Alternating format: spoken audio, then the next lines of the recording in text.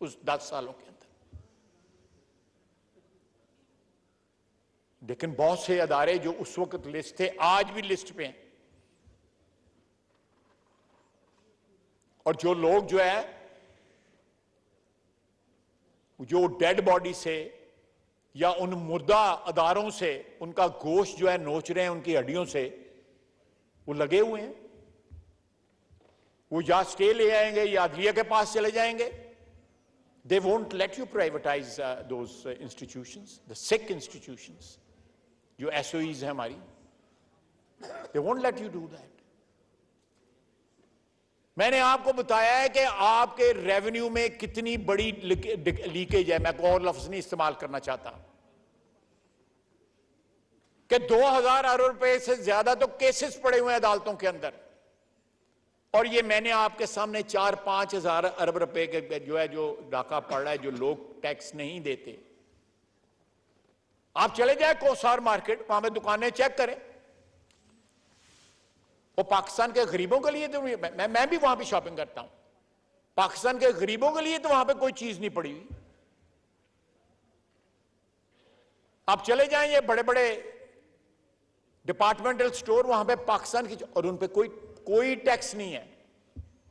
Container खुलते भी नहीं है, उसके अंदर कंटेनर के अंदर चाहे टैंक आ जाए, असला आ जाए, जो मर्जी आ जाए, कंटेनर का सौदा हुआ होता है।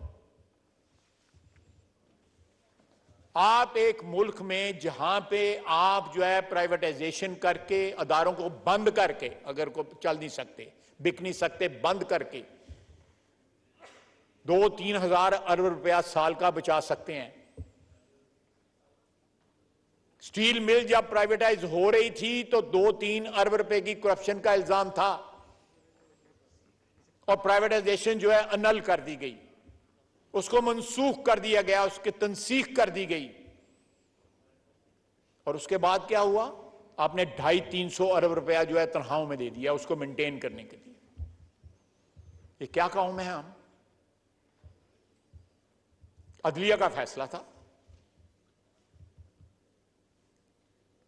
ये किस तरह सिलसिला चलेगा, ये किस तरह सिलसिला आगे बढ़ेगा? ये दो चीजें आप अपनी रेवेन्यू रिसीट्स जो है ना, आप अपनी दुरुस्त कर लें।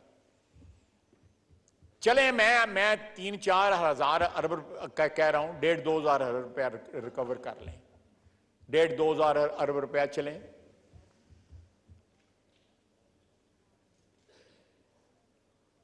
इसी तरह आप देख लें हुकूमत के तमाम अदारे जो हैं, यहां पे पेंशनर जो है वो चिल्ला रहे हैं कि हमारी पेंशनें कम बढ़ाई गई हैं। यहां पे जो है एफबीआर के मुलाजमीन कह रहे हैं कि हमारी तनख्वाहें जो है वो कम है बाकी ब्यूरोक्रेसी के साथ अगर कंपेयर करें। यहां पे फेडरल मुलाजमीन कह रहे हैं कि प्रोविंशियल जो है जो मुलाजमीन जो है उनको तनख्वाहें ज्यादा मिल रही हैं। ये तमाम इश्यूज हैं जिनको एड्रेस करना हमारा काम है, और ये पैसे मुहैया करना हमारा काम है, और साथ एग्जीक्यूटिव का काम है, ब्यूरोक्रेसी का काम है, और साथ अदलिया का भी काम है कि वो थोक के हिसाब से सैकड़ों नहीं हजारों स्टे ऑर्डर ना दें।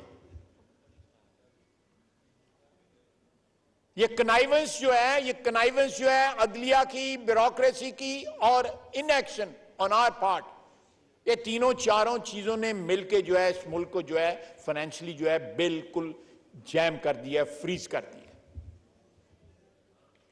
इन हालात में मैं समझता हूं कि ये बजट जो है किस तरह डार साहब ने इसको तरतीब दिया है। आज भी हमारे सर पे मंडरा रहे हैं बादल के आईएमएफ हमें प्रोग्राम देगा या नहीं देगा। एक न्यूक्लियर पावर, एक नाकाबिले तस्खीर दफा, बैरूनी दुश्मनों के अगेंस्ट हमें कोई खौफ खतरा नहीं है अल्लाह के फजल से।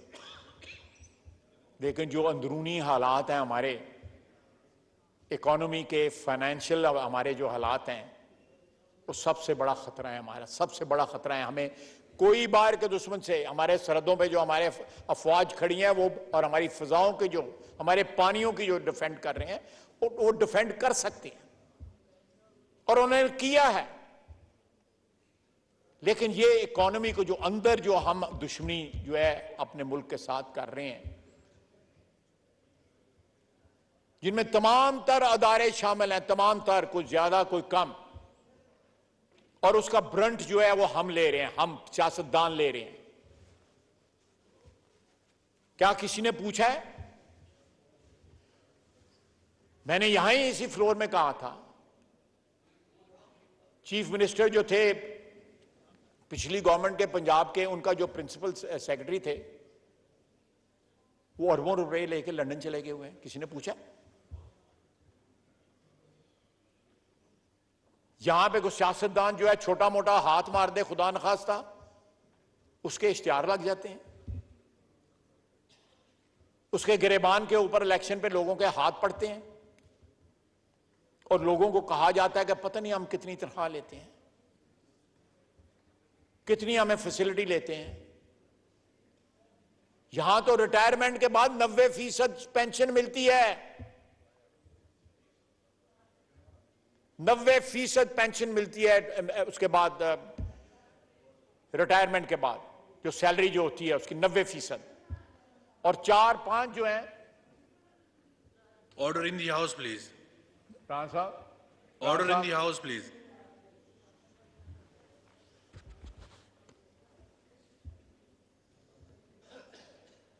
और साथ जो है 4-4, 5-5 मुलाजमीन जो है वो रिटायरमेंट के बाद घर ले जाते हैं, रेस्ट हाउसेस इस्तेमाल करते हैं।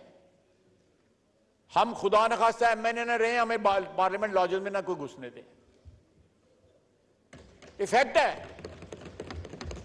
जहां हम 5-5, 10-10, 15-15, 20-20 साल से रह रहे हैं, वो तमाम तर स्टाफ जो है, गनमैन भी साथ है, गाड़ियां भी हैं, रेस्ट हाउसेस भी हैं, पीए भी है, टेलीफोन भी है, ये सारा कोई मुफ्त है।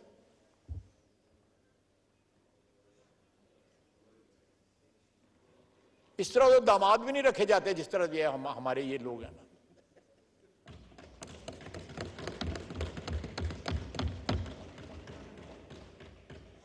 मैंने आपको एग्जांपल दिया है कि पॉवर्टी एलिविएशन बोर्ड के जो चीफ, इस वक्त एक्टिंग चीफ एग्जीक्यूटिव है, सीईओ, वहां पे उसकी तनख्वाह जो है 27-28 लाख की, और जो जगह खाली है वहां पे जो पहले शख्स था वो 35 लाख रुपए तनख्वाह।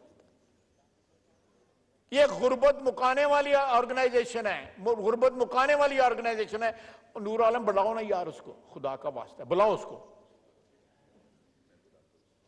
इतनी अच्छी कल तकरीर तुमने की, बुलाओ उसको, करो ड्राई क्लीन उधर उसको पीएसी में, पूछो तो सही उससे।